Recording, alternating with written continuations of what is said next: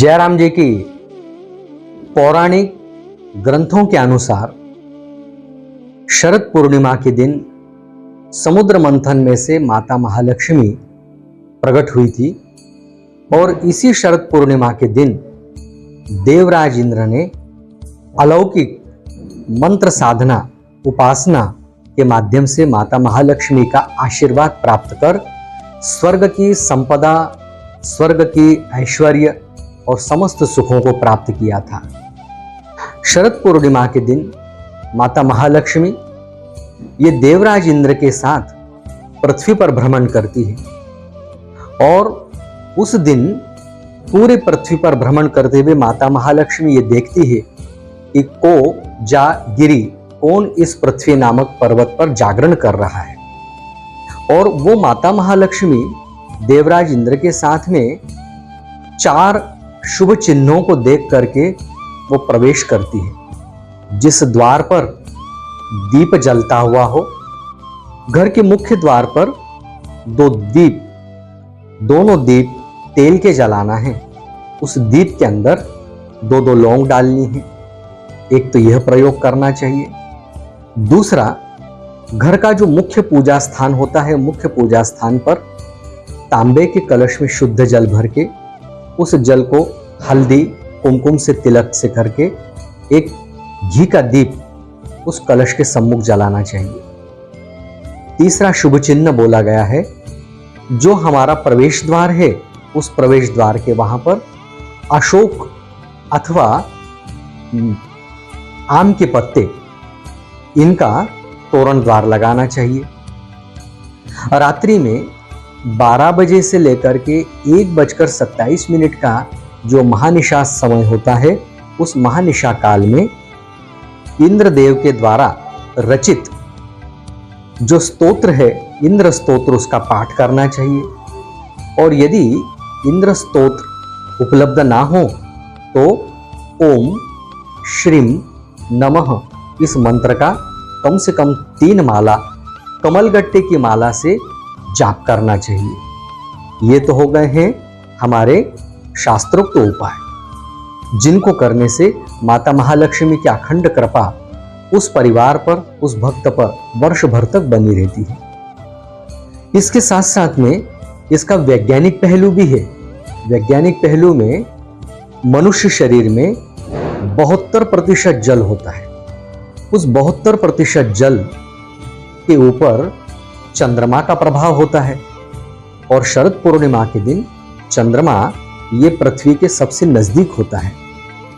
इस दिन यदि कोई व्यक्ति विधि पूर्वक चंद्र उपासना करे तो निश्चित रूप से उस व्यक्ति के शरीर के बहुत सारे रोगों का निदान होता है, क्योंकि 72% जल ये चंद्रमा का ही होता है।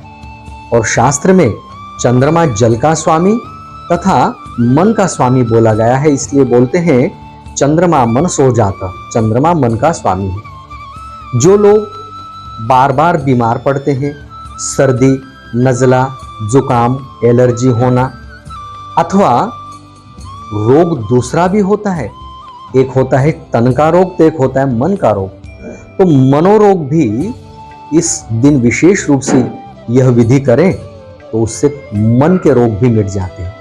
मनोरोग में यह होता है कि व्यक्ति कभी कभी बड़ी बहकी बहकी सी बातें करता है तथा बहुत सारे लोग जीवन में बड़े भयभीत होते हैं। उनके मन में हमेशा एक अजीब सा डर बना रहता है कि मेरे साथ ऐसा तो नहीं होगा, वैसा तो नहीं होगा। आज के दिन वो लोग शुद्ध जल में थोड़ा सा कच्चा दूध, 1 चुटकी चावल के दाने डाल करके, जिस प्रकार से सूर्य को अर्घ देते हैं वैसे चंद्रमा को भी अर्घ दिया जाता है। ये चंद्रमा का अर्घ चंद्र उदय से लेकर के मध्य रात्रि के बीच में कभी भी दिया जा सकता है। दूसरा प्रयोग वो एक और कर सकते हैं, इस दिन चंद्र त्राटक करें। चंद्र त्राटक का अर्थ होता है कि चंद्रमा को अपलक कम से कम 7.5 मिनट तक निहारते रहना। ये चंद्र त्राटक करने पर व्यक्ति का मनोबल बड़ा मजबूत होता है। इसके साथ साथ उस दिन जिन लोगों को उदर विकार होता है, जिनकी पाचन क्षमता कमजोर होती है, वो लोग उस दिन अपनी नाभि के ऊपर चंद्रमा का प्रकाश लेकर के अपने नाभि तंत्र को मजबूत कर सकते हैं। उदर रोगों से भी राहत मिलती है। इन सभी उपायों के साथ साथ में खीर के संबंध में एक बहुत खास बात आप सब लोगों को मैं बता रहा हूं। खीर, इसके अंदर खास करके बड़ी दाख, केसर, इसका मिश्रण करके खीर बनाना चाहिए और मध्य रात्रि 12 बजे से लेकर के सुबह 4 बजे के ब्रह्म मुहूर्त में उस खीर को घर की छत पर रखना चाहिए तथा 12 बजे से 4 बजे के मध्य में जो खीर चंद्रमा के किरणों को अवशोषित करती है, उस खीर को दूसरे दिन सुबह 10 बजे से पूर्व परिवार के सभी लोग उसका सेवन करें।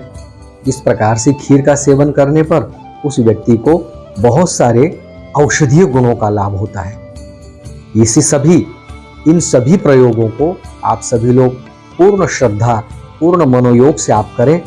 आप सभी लोगों के जीवन में चंद्रमा शीतलता, शुभता और आरोग्य प्रदान करें, ऐसे में मंगल कामना करता हूं। आप सभी लोगों को पुनः राम राम, जय सिया राम।